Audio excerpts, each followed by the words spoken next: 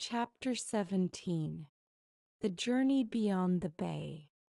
In the small cottage where Haven and Horizon shared the room like kind siblings, the idea for a journey took shape in the quiet space between 2 cups of morning tea, the kind of idea that arrives with no ceremony and sits politely until someone notices.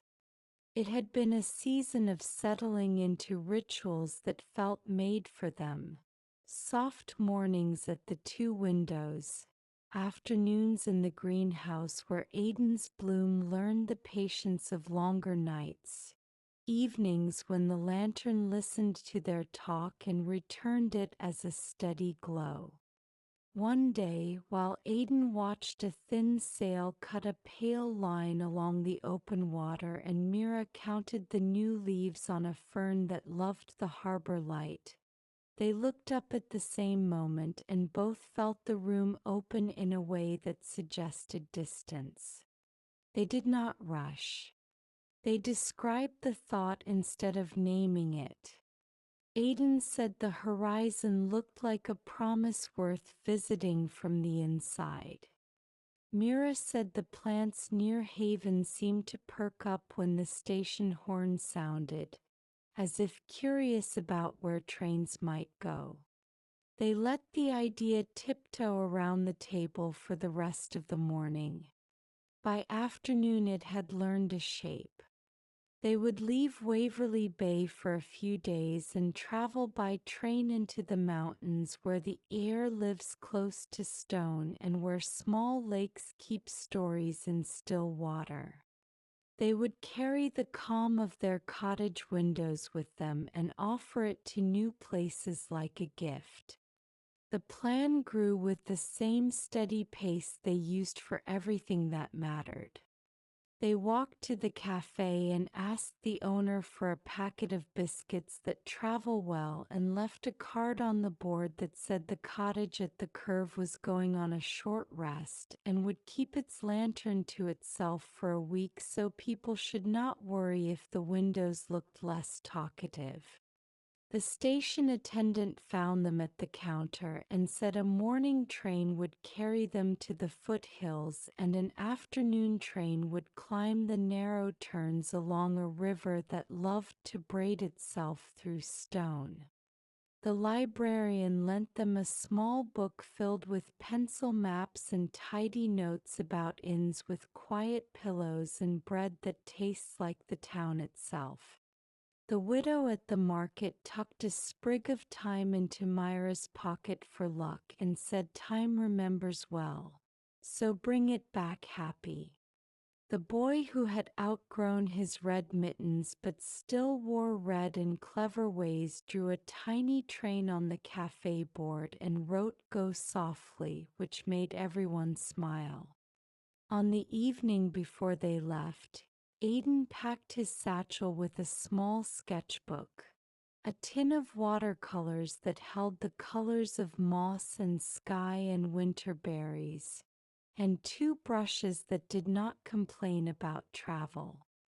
Mira packed a notebook, a fold of paper for pressing leaves, a small pair of shears wrapped in cloth, and a field guide as small and friendly as a sparrow.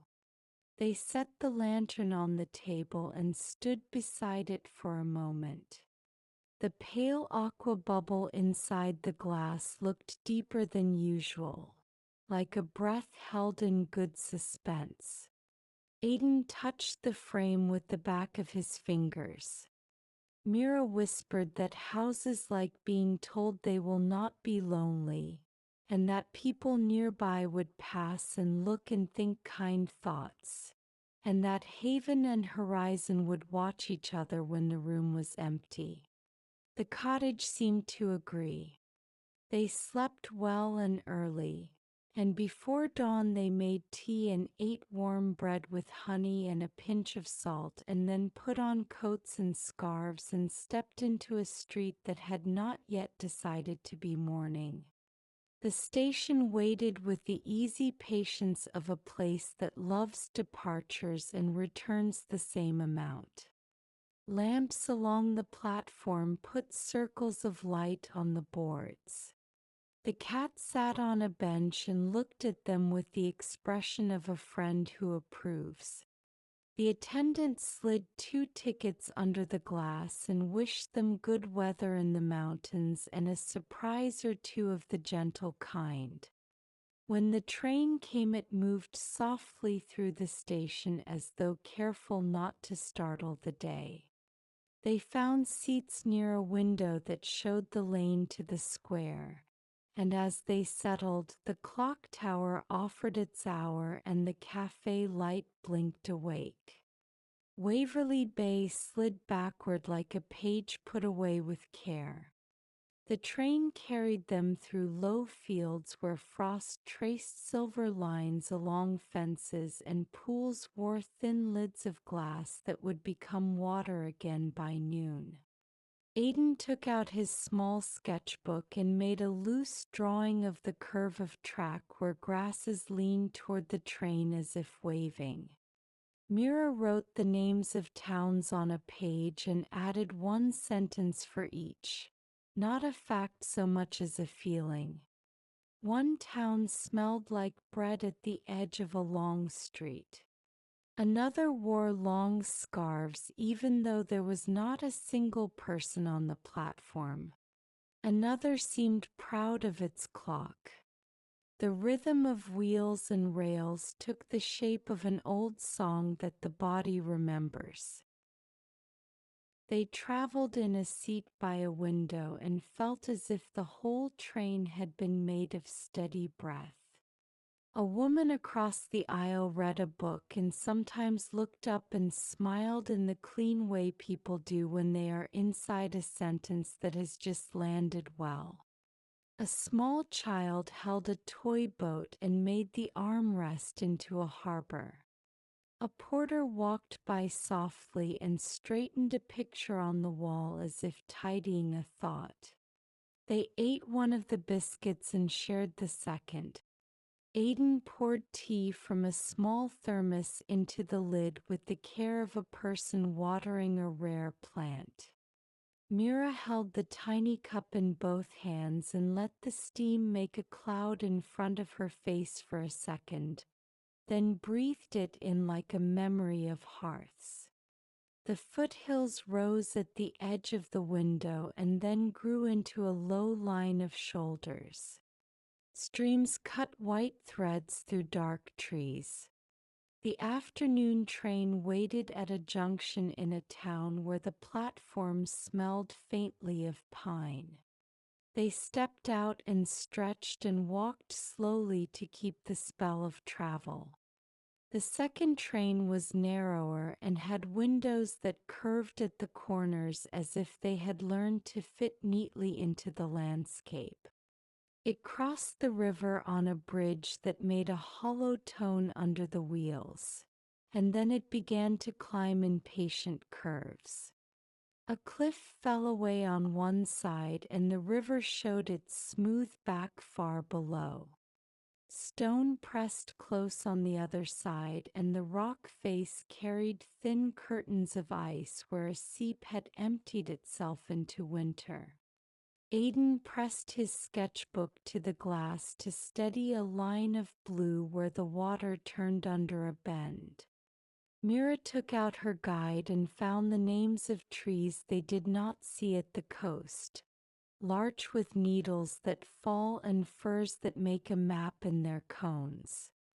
They spoke softly because the train seemed to enjoy quiet. In the late afternoon, the light turned a settled gold that makes every line look softened without losing truth.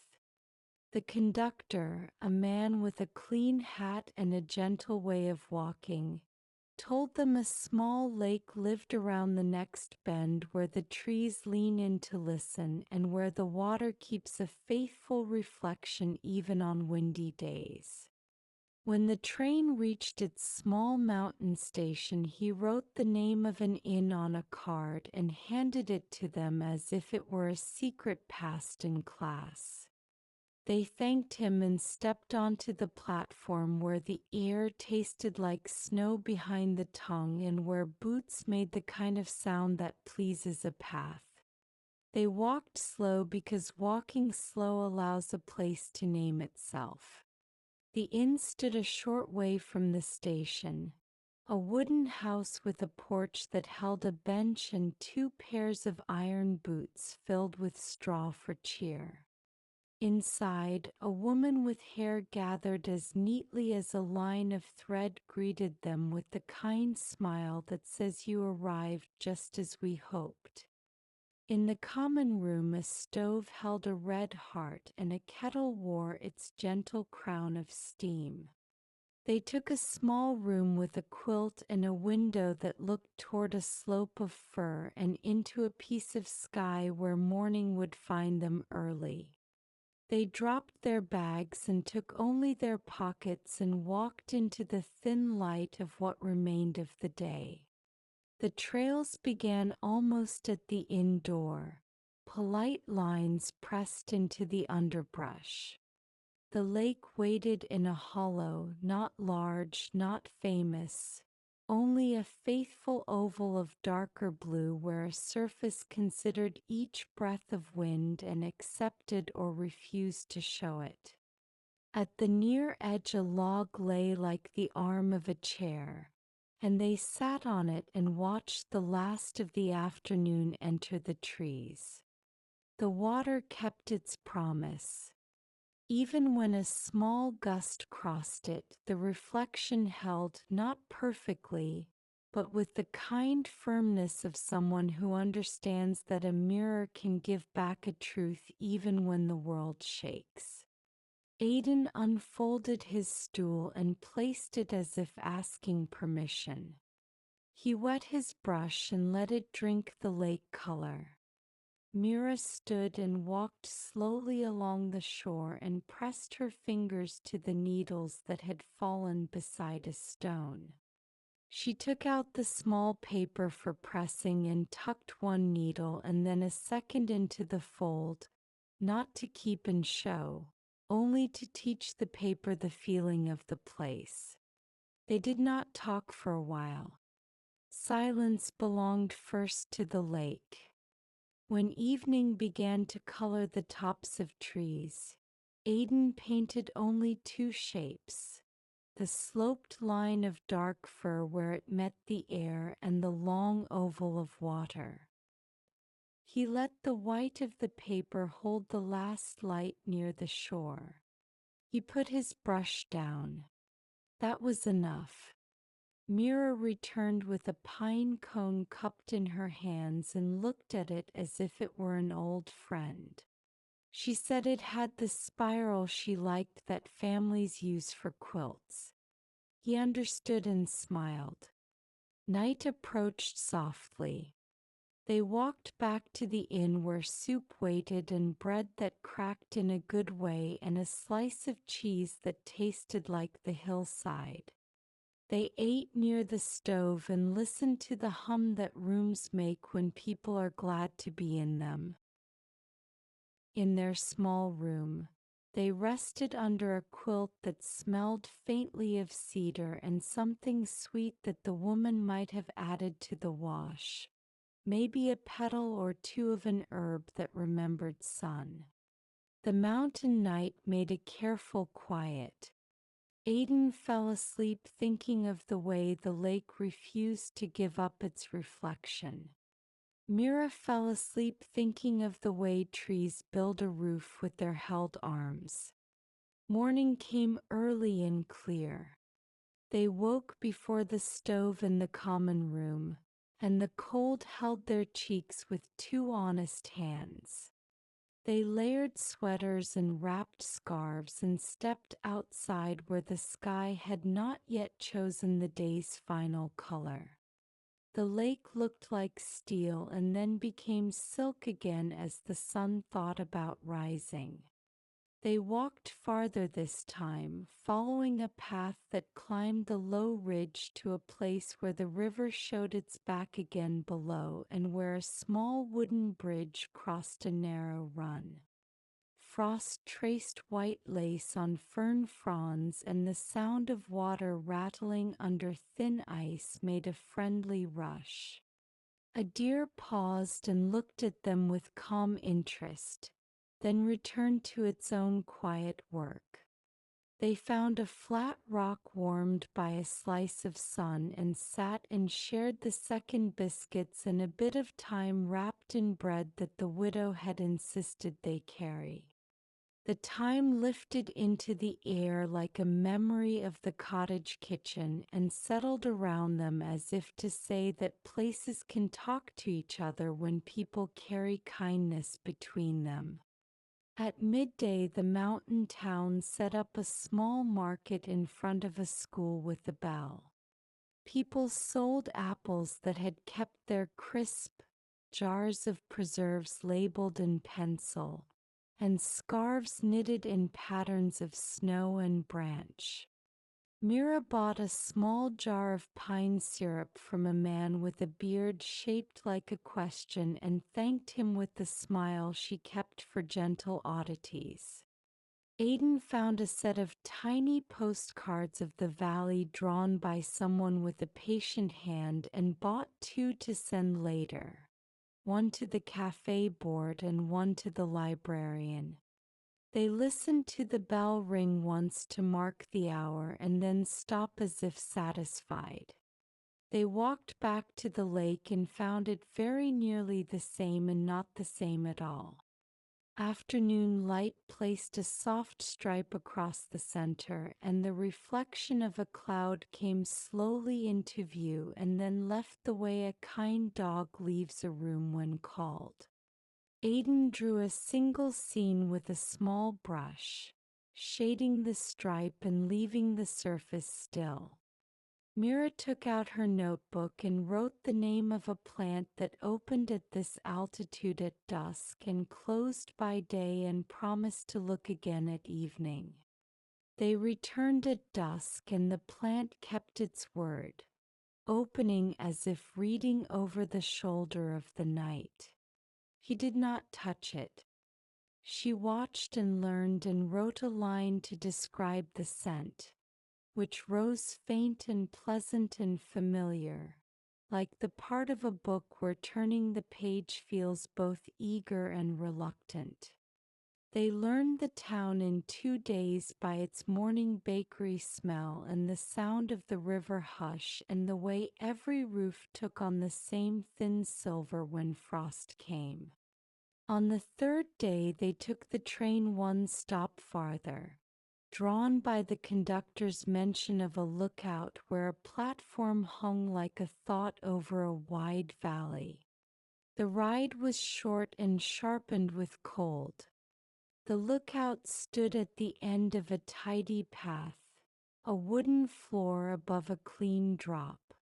People spoke softly there without needing to be asked.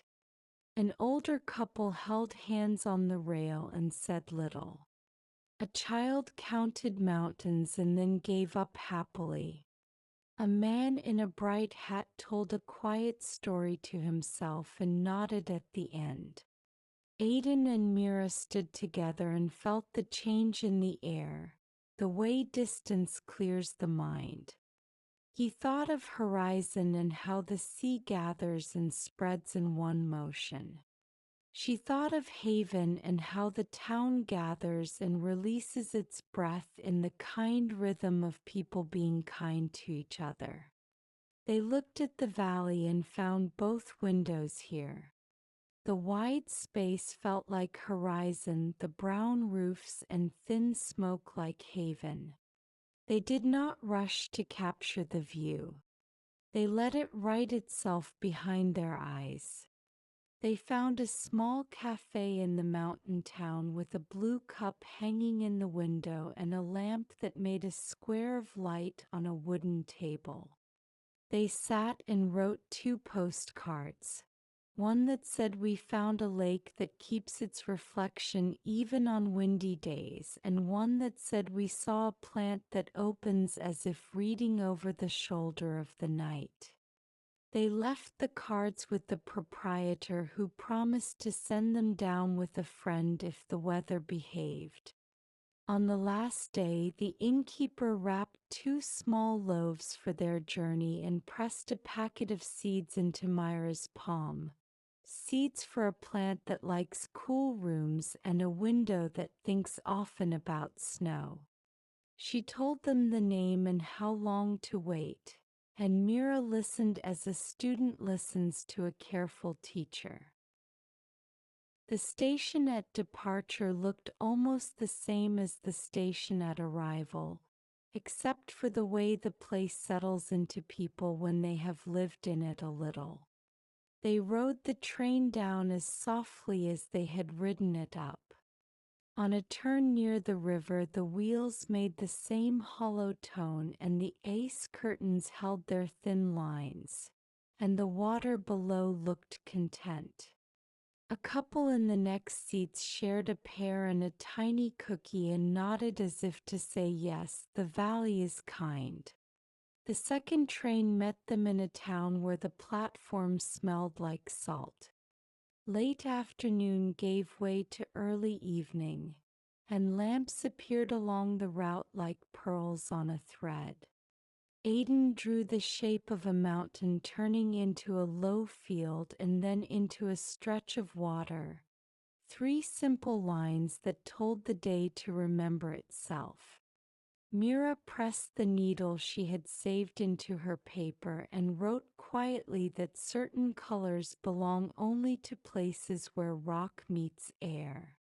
As they neared Waverly Bay, the familiar sounds were not exactly the same, and exactly the same in the way all good homes are. The station cat was awake and precise. The attendant lifted a hand with the pride of someone who counts arrivals as victories.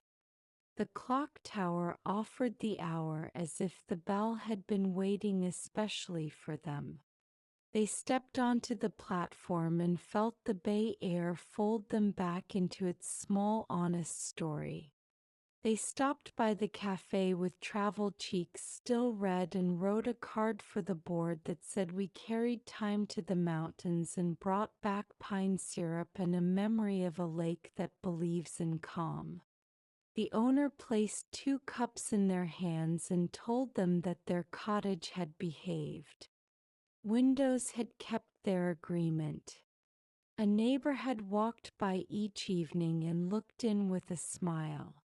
At home, the key turned smoothly and the door spoke in the tiny voice of wood that recognizes hands. They set their bags down and touched haven and horizon and said hello as if to friends. The lantern stood where they had left it and drifted once as if adjusting its balance to new air. Aiden set his small paintings against the wall and washed his brushes. Mira laid her paper open and placed the pressed needle with care and slipped the seeds into a jar beside Aiden's blooms so they would learn the room before being asked to sprout. They made tea and stood in the middle of the room and let both windows offer their reports. Horizon delivered a calm line of sea lit by a sliver of moon. Haven reported the square tidying itself for evening. A chair pulled in, a broom leaned neatly, a sign turned to rest. They talked through the space in soft sentences that did not try to summarize what could not be summarized. Aiden said the lake had taught him to trust a mark that holds still even when the hand feels wind. Mira said the mountain plant had taught her that some openings resemble listening more than speaking. They placed the pine syrup on the shelf and wrote a little label with the date. They set the sprig of thyme in a cup of water so it would remember being carried.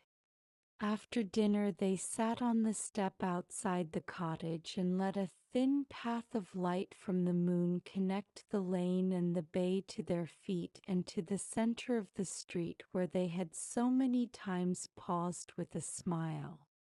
A neighbor waved from a doorway. The boy without red mittens now wore a red scarf and pretended to be a snowbird. The librarian passed with a book wrapped in cloth and promised to keep the postcards in a place everyone would see. Back inside, they turned the lantern up just a little and watched it gather the room into itself, each piece giving back a different temper. The aqua square held the mountains and the sea at once in the calm of its bubble. The green on the side remembered fir needles. The clear piece made a small square of light on the floor where a stray pine seed fell in a pattern that looked like a new alphabet. The white piece caught their breath and let it go gently again. When sleep came, it came as a train comes into a small station where a lamp is lit and the platform is swept and a person behind the glass looks up and smiles. In the night the house breathed with them and the sea kept its own count and the painting on the wall watched like a friend who knows what quiet holds. Morning returned like a second arrival. They did not rush to do anything about the seeds or the studies or the sheaf of notes. They made tea and stood by both windows and allowed the cottage to ask for a story in return.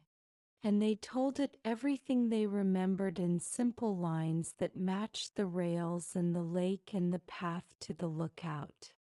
They promised to carry the mountains in their pockets like small stones and to empty those pockets only when new places needed the space. The day unfolded into a familiar pattern that now held new threads, and neither the pattern nor the threads tried to take over. They took a slow walk up the hill to the greenhouse and told the room what the lake had shown them. The lantern there answered with a small nod of glass. Aiden's bloom opened a single flower even though morning had only begun, and the scent lifted into the air like a welcome home spoken by a place. They returned to the cottage and left the door open for a moment so the breeze could carry mountain cold to the threshold and the room could feel what distance means when it comes back as a friend. They knew they would travel again in the seasons to come, not to escape the windows they loved, but to teach the windows the names of new skies and then to bring those skies home. For now the best part of the journey was this quiet hour at a table they knew, in a light they had learned, with a cup and a picture and a pressed needle and a vial of syrup that tasted like green sun. The soft hum of waves made a steady conversation with a clock, and between those two faithful speakers Aiden and Mira answered without words, smiling into the room, grateful for the way a train carries people outward and a house carries them back, grateful for the way certain places welcome what is carried in pockets and pages and calm breath, and grateful for the simple kind truth that when two windows face different worlds, every journey is a road between them and every return is the road